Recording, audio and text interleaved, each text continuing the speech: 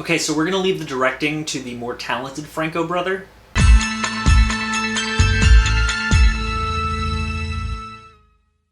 The stars are insane out here. I should have brought the telescope. What do you need a telescope in the city for? Unless you're like a peeping Tom or something. The Rental is directed by Dave Franco. Yes, that Dave Franco. It stars Alison Brie, Dan Stevens, Jeremy Allen White, and Sheila Vand. It tells the story of two couples who go to an Airbnb on the coast, and then things get dramatic and crazy. Wow. Just... wow. I fucking hated this movie. I have never been so uninvested in a film with such a star-studded cast. Who was this for? They wasted my celebrity crush Dan Stevens for this? How do I even break down what's wrong with this convoluted mess of a movie without just summarizing it? I'm just gonna summarize it. So you've got these two couples. Alison Brie and Dan Stevens are married, and Dan Stevens' brother, Jeremy Allen White, is dating Sheila Vand's character, who also happens to be Dan Stevens' work partner. But there's a bit of sexual tension between Dan Stevens and Sheila Vand's characters. Uh-oh, they're all going away together. I smell hijinks. So I'm gonna spoil the shit out of this movie right now, full disclosure. If for some reason you want to watch this movie instead of watching my vaguely comedic play-by-play of it, go ahead, have fun. So they get to the house and the owner is there and he's like vaguely racist to Sheila Vand's character, who is some kind of Muslim. And he's not particularly racist enough for it to be blatant. He's just like vaguely passive-aggressive, and it's not even clear if it's because she's Muslim or because she's like pressing him hard because she's expecting him to be racist, and thus he's being passive-aggressive in response. Anyway, the owner's weird, they drop Molly, and uh-oh, Dan Stevens and Sheila Vand fuck in the shower. And then they find a camera in the shower. Charlie! Tell me that's not a camera. Uh-oh, creepy racist guy's spying on them, and now he has the footage of them fucking and he could blackmail them. We can't go to the cops because then they'll find evidence of us cheating on our partners. Then Alison Brie, high on Molly, invites the landlord guy back to fix the hot tub, and Sheila Vand confronts him about the camera, and he's like, "That's not mine." And she tries to fight with him over it, and Jeremy Allen White runs in and beats the ever-loving shit out of the creepy racist landlord guy. Then, while everyone's freaking out in the other room, another guy, unidentified, comes in and kills the landlord while he's unconscious. So now you've got two halves of two different couples freaking out for entirely different reasons. They think Jeremy Allen White killed him when he beat the shit out of him. And then Dan Stevens is like, well, my brother can't go to jail. Let's get rid of the body. This is all like 3/4 of the way into the movie, by the way. Not a lot happens for the first hour. And by the point that the dead body shit starts happening, you realize you've seen this movie about 100 times with 100 different titles. And with literally no redeemable characters in the story whatsoever, you have no reason to care. So let's just take this piece by piece. Every single character in this movie is a reprehensible piece of shit. Dan Stevens is a serial cheater. Sheila Vand cheats on her partner with her boyfriend's brother, who is also her at-work partner. Jeremy Allen White is a violent deadbeat. And Alison Brie is a passive-aggressive, shitty person who doesn't seem to believe that people are capable of change. So I literally had no reason to care about a single one of them, and ended up really just actively hoping for them to die. Spoiler alert, they do.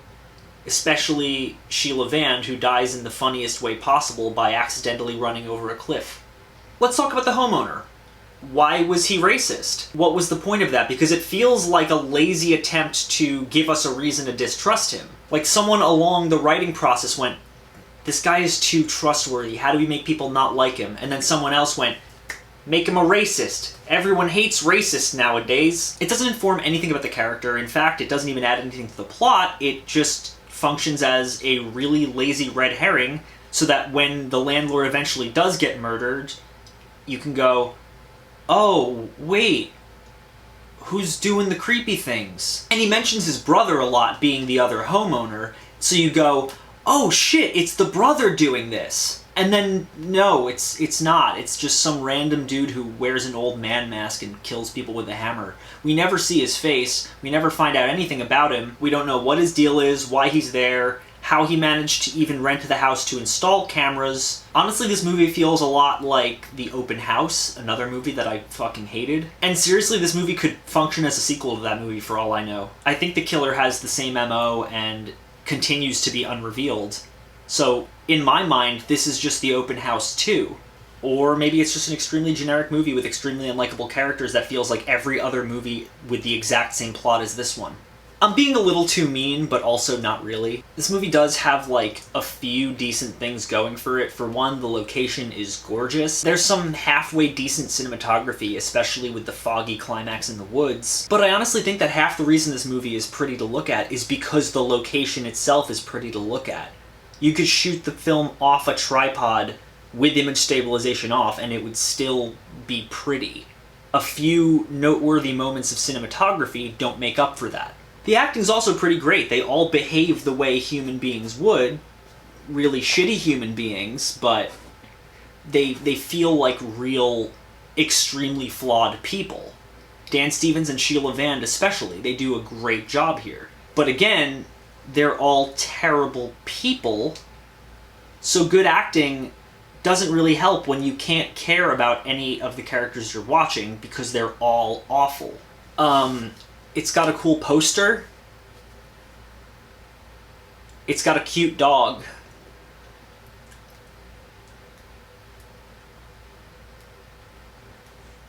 These are the only things I liked about the movie. Point is, the rental is bad. It's not a garbage fire or anything, but it's aggressively not good. It's clearly inspired by more Hitchcockian films, but it doesn't bring anything new to the table. The characters are all insufferable. The cinematography is nothing special. The editing is nothing special. It's just extremely bland. I'm gonna say that The Rental is poor. It's just another movie that has an identical plot to Body, Trespassers, Midnighters, etc. And all those movies were forgettable as hell. This is no exception. Can we just stop making horror movies about white 20-something-year-olds who think they kill somebody and then are stripped down to their most primal, awful instincts? Because I feel like that's a subgenre now. Let's stop. It's rare that they're ever good. As always, guys, thank you so much for watching. If you like this channel and you want to see more, click down there, like, comment, subscribe. There's a Patreon link down in the description if you want to donate to this channel, help us grow, make new, better quality content for you all to enjoy. You can be like these cool people right here and get access to all sorts of cool new rewards, on access to my private Discord server, where we just sit and talk about horror movies, to gifts sent right to your door once a month. If any of that interests you, please consider donating. I would really appreciate it, but even if you don't, thank you so much for watching anyway, and I will see you all very soon.